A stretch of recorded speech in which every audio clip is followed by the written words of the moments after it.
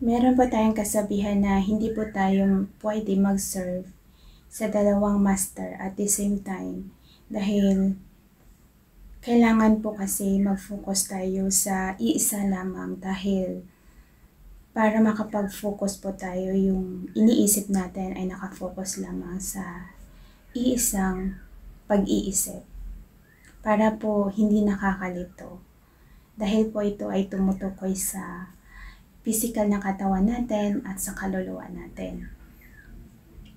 In this physical world, meron po tayong katawan at kaluluwa.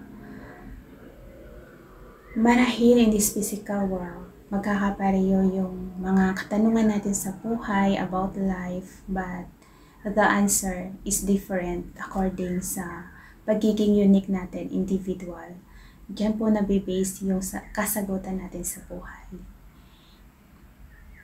Each of us, pagdating sa field of spirituality, magkakaiba po yung spiritual gift natin individually dahil po yan sa passion natin individually. Kaya in my journey, dahil nga doon sa prayer of talisman, kung bakit ako under of illusion complex, at kailangan ko mamili sa dalawang master kung sino ba talaga yung pipiliin ko sa dalawa.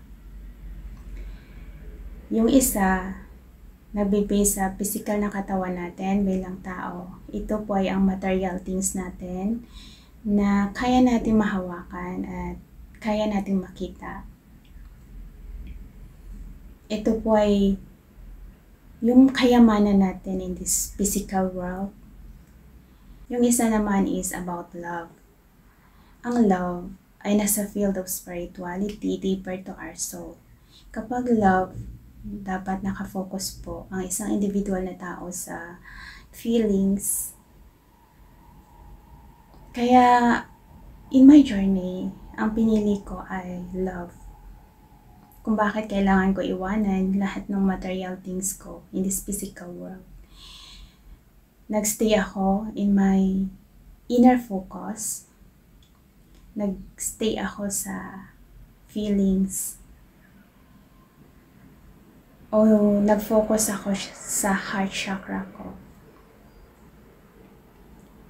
Para isang pag-iisip lamang o single thoughts lamang, kapag isa lang kasi yung iniisip mo, mas maiintindihan mo at makaka-focus ka at that time. Kasi hindi mo na kailangan mag left and right, but you need to focus in a one direction only. Kaya love yung pinili ko in this journey of me in the field of spirituality. At dito ko din siya nakilala, yung twin ko, nung nasa soul level na po ako under of illusion.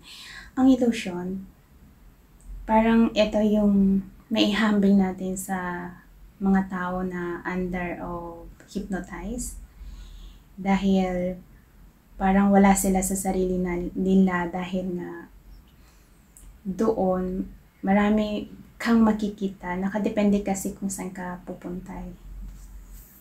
Dahil meron mga ibang tao in the field of spirituality na kaya nilang patawirin yung tao, yung isang individual na tao gamit yung ritual. Kaya nilang patawirin yon in the different places, depende kung saan gusto nila pumunta, para ma-experience nila yung mismong nangyayari at that time. Kaya nilang makita at maramdaman. Yung sabi nga nila patawid, di ba? Yun, nasa field of spirituality.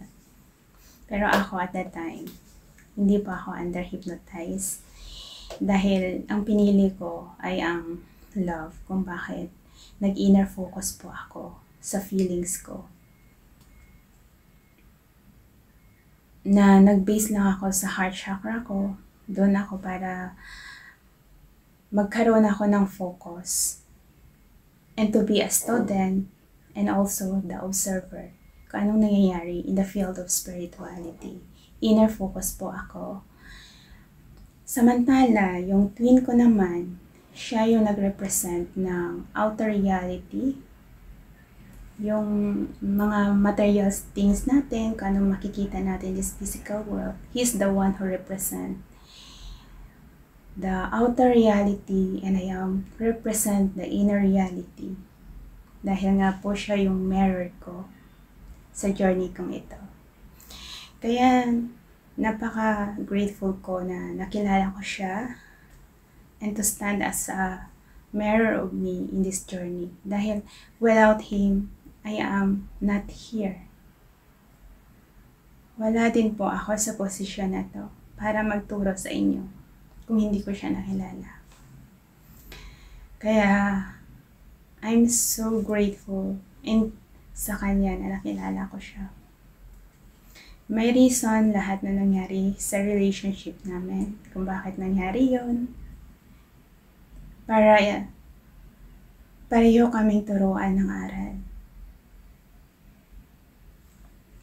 Na makita sana namin pareho yung work namin sa isa't isa. Kaya, ang pagbabago ay magsisimula sa isang individual na tao. Halimbawa, before I can change him, I need to change first my own self.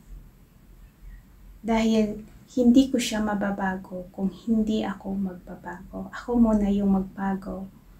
After I change my own self, after I learn, saka ko ma-share sa kanya to help him para makita niya rin yung light side. Kaya parang exchange kami. Ganito, siya yung binabato ako ng dark side ko. Tapos ako naman, dahil nakafocus ako sa inner soul, ako naman yung naghahanap ng kasagutan. Yung parang the light side, every dark situation na binabato niya sa akin. Tapos kapag nahanap ko na yung light side, binabato ko na naman balik sa kanya para makita niya yung liwanag. Kaso natatakot po siya. Lagi siya tumatakbo sa akin. Dahil lumaki po siya para maging perpekto na tao. Gusto niya perfect siya lagi. Para ma-impress na yung mga tao na nakapaligid sa kanya, para makakuha siya ng attention sa mga tao sa paligid niya dahil sa mga achievement niya sa buhay. Pero nung nagkakilala kasi kami, hindi ako na-impress sa any material things na meron siya. Kung anong man na-achieve niya sa buhay, hindi ako na-impress dahil ang mahalaga sa akin ay yung kaluluwa na nasa katawan niya. Dahil ang pinahalagahan ko ay ang kaluluwa at hindi yung mga material things dito sa mundo. Dahil doon ako nakafocus kung bakit I know Him deep inside. Kahit sabihin niya na perfect siya in this physical world, but deep inside, he's a broken when it comes to his own mental and emotional feelings. Dahil gusto niya lang maging perfecto para makaroon siya ng love, para ma-impress yung mga tao sa paligid niya, pero nakalimutan niya yung sarili niya. Nakalimutan niya yung sarili niyang freedom, kung ano magpapaligaya sa kanya, but ang alam niya is pasayahin yung mga tao sa paligid niya to impress them sa mga achievement niya. Kung bakit he bring himself into darkness of his soul dahil ito ay nagkukos ng suffering and pain sa mental and emotional feelings niya.